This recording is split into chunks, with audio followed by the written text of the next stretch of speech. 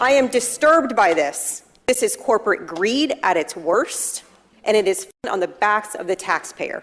And I will not stand for it. I am a staunch Republican, and this is not what our policies stand for. Palm Coast City Council member Teresa Pontieri referring to the discovery she made about infrastructure construction being paid by taxpayers and not the landowner responsible. It's been over 10 years since the Palm Coast City Council approved the developments west of US 1 called Developments of Regional Impact, including homes, parks, schools, sporting venues, and more. Reading through the blueprint documents, Councilwoman Pontieri made a profound finding. I was truly sick to my stomach because it has come to my attention that a lot of the infrastructure that the current multi-billion-dollar landowner was supposed to put in for us, taxpayers are paying for.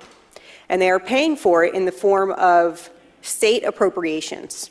The state appropriations Pontieri was referring to are the $105 million the legislature appropriated in the last 2 years for Palm Coast's so-called Loop Road, or Beltway, connecting Matanzas Woods Parkway to the north with Palm Coast Parkway. We got $105 million in state appropriations, also known as tax dollars, to pay for something that in a previous DRI that was entered into in 2010, a private multi-billion-dollar company should have been paying for. Here we are jumping through hoops to try to get a charter amendment passed in order to enter into a public-private partnership for a lease on a sports complex, when all along this developer, this landowner, is supposed to be paying for it. Pontieri has a message for the developer. Before I even contemplate voting on abandoning those DRIs and accepting an MPD, I want to see exactly what the landowner is going to do.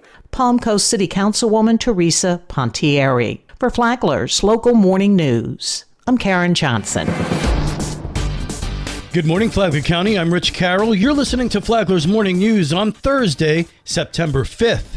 Deputies had a very busy Labor Day weekend serving our community, handling more than 1,200 calls for service, conducting 258 traffic stops, and a total of 28 people visited the Green Roof Inn, including 8 for DUI. Flagler County Sheriff Rick Staley has your holiday weekend roundup. Deputies in the Marine Unit also conducted 13 voting stops and found everyone to be in compliance and not drinking, which was a great thing. A woman riding her bicycle was hit by a drunk driver. She was seriously injured, and Fireflight flew her to a trauma center. This individual did not heed our warnings to don't drink and drive, as we will not tolerate drunk driving. He could have killed her and then be facing a more serious charge than he already is.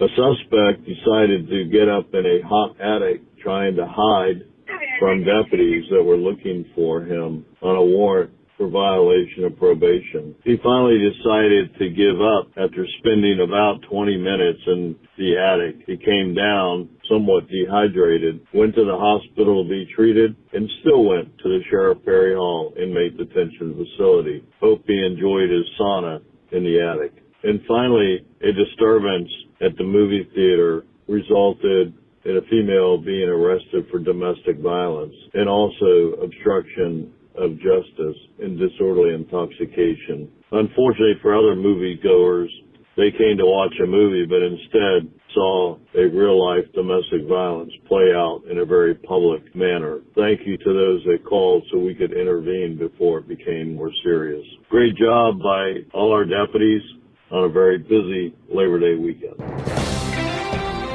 This local news is a service of Flagler County's Toyota dealer, Beaver Toyota, here to wow you. What is SMA's crisis response team? They don't sit around in some office waiting for people to come to them.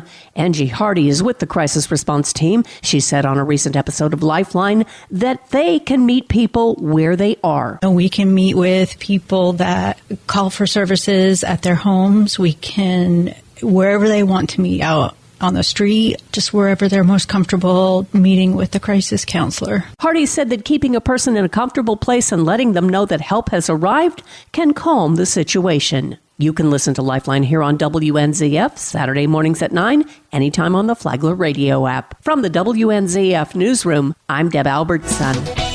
And now you're up to date on Flagler's Morning News. I'm Rich Carroll.